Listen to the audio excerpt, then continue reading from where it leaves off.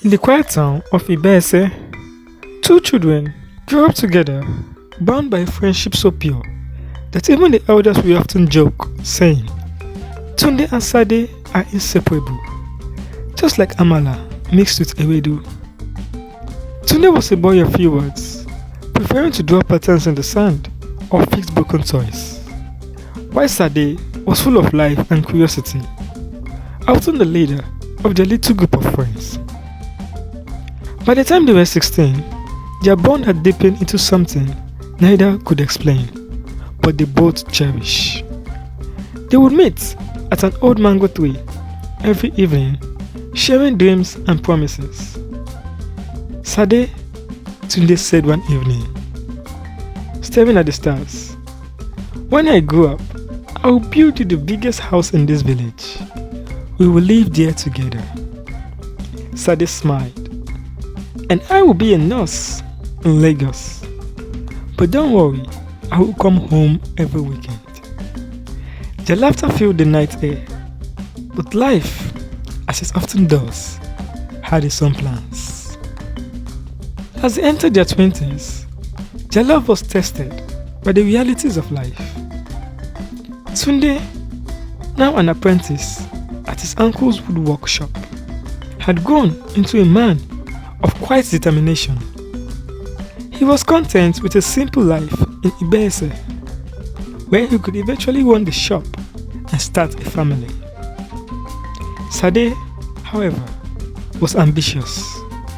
She dreamt of becoming a nurse and leaving the quiet village for the bustling life of Lagos. "Tunde, you can't expect me to stay here forever," Sade said one evening under the mango tree. "And you can't expect me to leave everything behind," Tunde replied, with his voice heavy.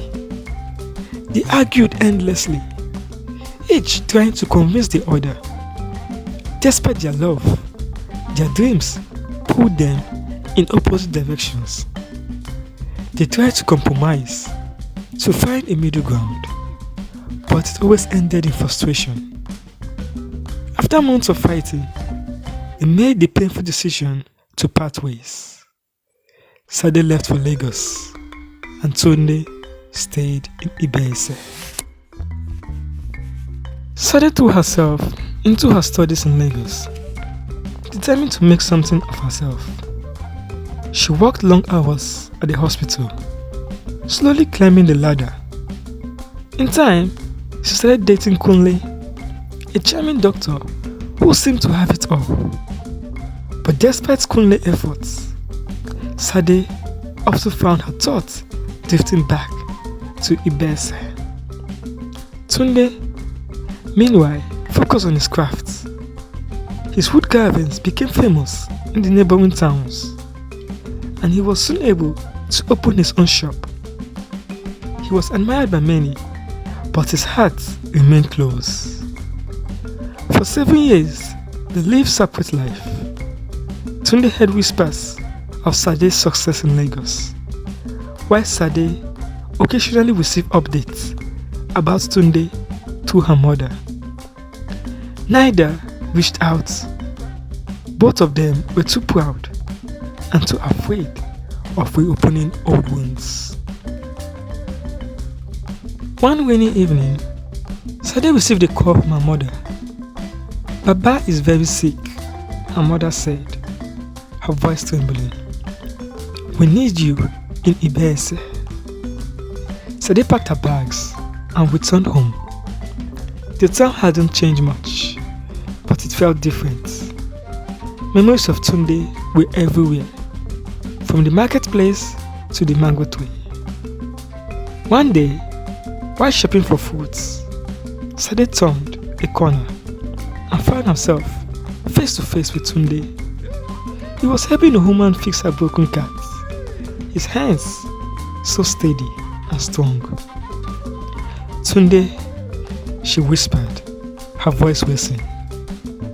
"Sade," he said, his voice thick with emotion. They talked briefly, catching up on the years they had missed.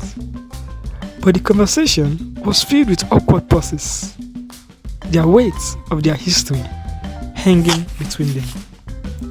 Over the next few weeks, they kept running into each other at the market, at the church, and during festivals. Slowly, they began to rebuild their friendship. They avoided discussing their past, focusing instead on the present. One night, during a heavy downpour, Sade's car broke down on her way home from the clinic. She called for help, and to her surprise, it was Tunde who arrived. "You shouldn't be out in the rain," he said, shielding her with his umbrella. As they walked together to fix her car, the rain drenched them both, and they found themselves laughing just like old times. But their journey wasn't over. One evening, Kunle arrived in Ibese, pleading with Sade to return to Lagos. Tunde, seeing them together, assumed the worst. He withdrew, avoiding Sade at every opportunity. Heartbroken, Sade confronted Kunle. "You need to leave," she said firmly. "I've moved on." With Kunle gone, Sade sought out Tunde. She found him at his shop, carrying a piece of mahogany. "Tunde," she began, her voice trembling. "I've made mistakes, but I don't want to lose you again." He looked up, his eyes softened. "I never stopped loving you, Sade. But are you ready to fight for us this time?" "I am," she said, tears streaming down her face. They spent weeks talking, healing old wounds, and planning for the future.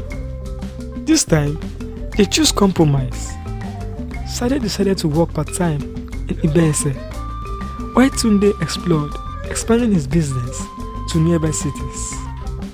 Under the mango tree where it all began, Tunde proposed with a simple wooden ring he had carved himself.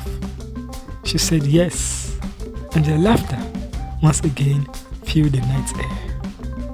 Their love, tested by time and trials, had finally found its way home.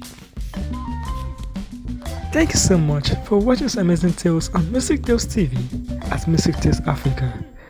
Please don't forget to leave a comment in the comment section, and also like and subscribe to this channel, as it means so much to us, as it helps us grow and also helps us to provide more amazing, intriguing, educative, love, romantic, mouth-watering, and challenging tales such as this for you and your family. Don't forget to invite your friends, invite your loved ones. Until our next video, we say we love you and bye bye.